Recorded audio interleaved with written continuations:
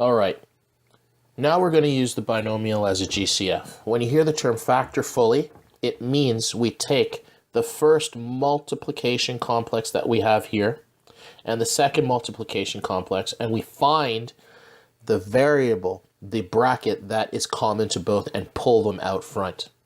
By doing so, all we end up with is the following. Now, you'll notice that when we pulled it out front, the GCF was z plus 1, and then what was left in the second bracket was just whatever was taken off of each of those other two multiplicative complexes of this and this. Literally, we say that we factor out z plus 1. And then all we're literally going to do is put the remains of all of that stuff into the second bracket. So I kind of look at it as like a garbage collector. Now let's take a look at the next problem. Let's identify the things that are common in both sets of equations. In this part we have x minus 3. And then what we do is we just say 6 minus 5y in the second bracket, because we've literally essentially pulled that out. Let's do that again for the third problem. The third problem is going to be a little tricky. This is why. You'll notice I have y minus 1 in the first multiplication complex that we have here. And the second one is 1 minus y. So I have positive y and minus 1 here, and positive 1 and minus y here. In order to ensure that we end up with something similar, what we're going to do is something like this. So I'm going to write this, 3x y minus 1 plus a bracket. And then I know that eventually I want to have y minus 1 in this second half of the multiplicative complex here. So here's the concept. If you think about it, what would I have to do to this whole bracket in order to make it look like this one? In this case, it's y, and then it turns into minus y. And then we have a negative 1, which turns into a positive 1 here. In order for that to happen, we literally have to use a minus 1. So literally, if your variables are mixed up, key concept here is this.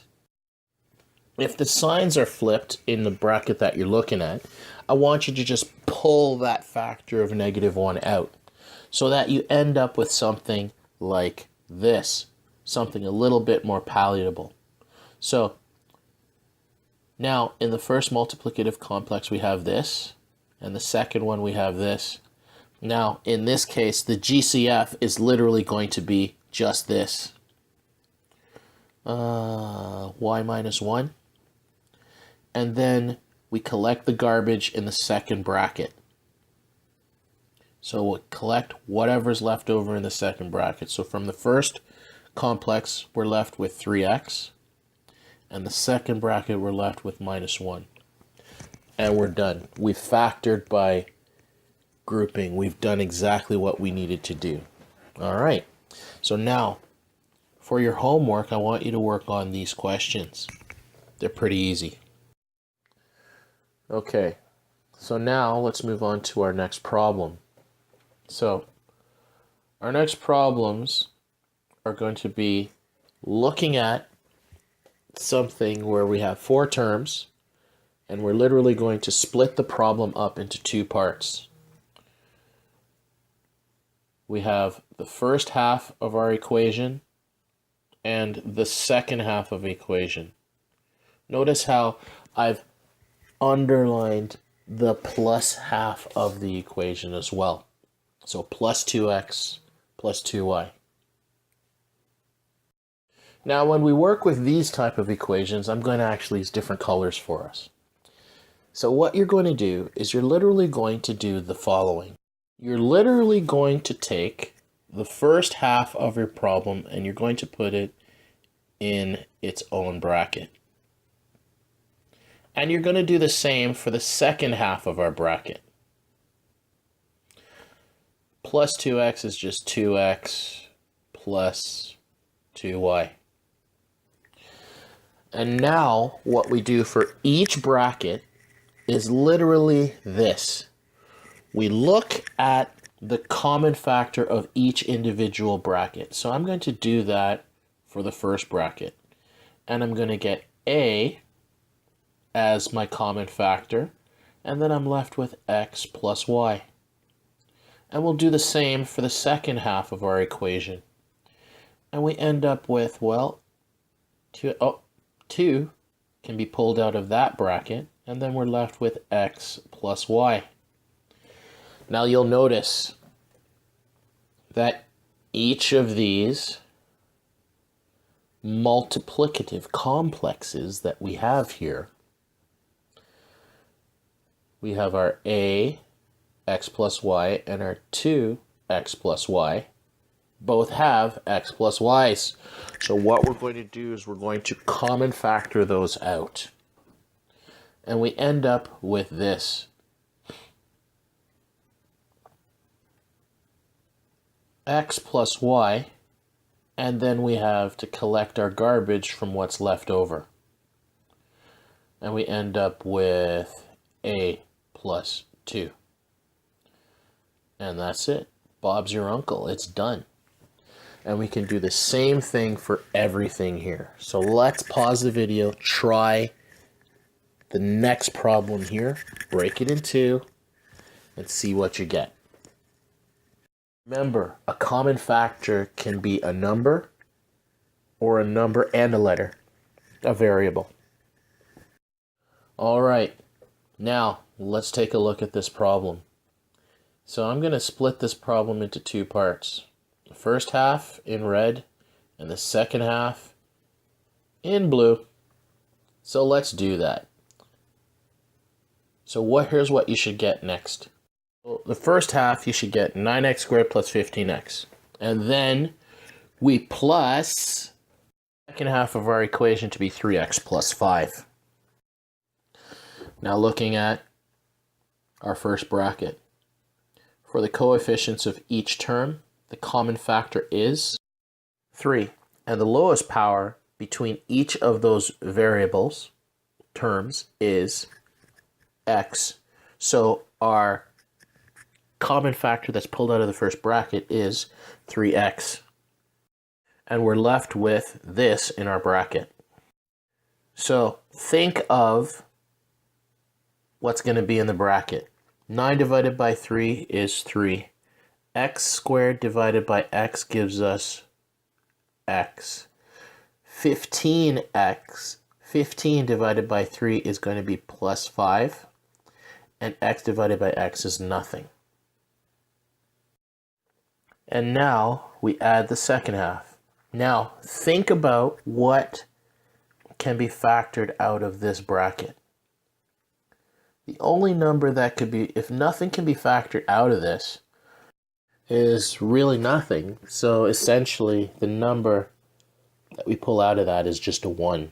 And then we just write our 3x plus 5. So now what we're going to do is we're going to finish up by taking a look at each of these complexes here, this one and this one, and we're literally going to key in on this and this in each multiplicative complex, and we're literally going to pull out or factor out 3x plus 5, and then we're left with 3x plus 1. Now for this next problem, we're not going to do this. I don't like this, right? In class, we didn't do this. I didn't like this problem. So what I'm going to do is I'm going to give you a problem that might be nice. So imagine if I had the following. 9x squared minus 15x minus 3x plus 5. In order to handle a problem like this, we're still going to follow those same rules. We're literally going to take half of our problem, put it in one bracket, half of our problem, and put it in the next bracket. Okay? Now, let's do that.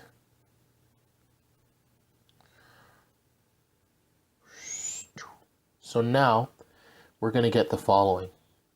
Equals, well, 9x squared minus 15x. And then we have a plus, and we'll put the second half in. Negative 3x plus 5. Now, in the first bracket, the common factor, if I looked at it, for the 9 and the 15, it's just going to be 3. And the key is, we look at our next variable, x. The lowest power is x. We're going to pull that out. And then all you do to fill out the last bracket is this. Take 9 divided by 3, you get 3. X squared divided by x is x. Negative 15x turns into, well, minus 5. Now, for the second half of our bracket, we have an issue. I have a negative 3x, okay? Now, anytime I have a negative, and I know that the second half of my equation here needs to match this part here, we literally have to think about dividing everything by negative 1 or factoring out a negative 1 from each of these. So I'm going to pull out a negative 1. And by doing so, negative 3x divided by negative 1 gives us, well, 3x. And then we have a minus 5 when we do our last calculation. And so now we can go and do what we did before. So now we get the following. 3x minus 5 is our common factor from both halves of the equation. And then we collect the last bit of our work in the last bracket. Now, the trick here is, what's plus negative 1 supposed to give us? Minus 1. Good. We're done. Now, your homework for the weekend is simple. You are to read over these key concepts and communicate your understanding. All right? Now, I want you to make sure you do all of these questions.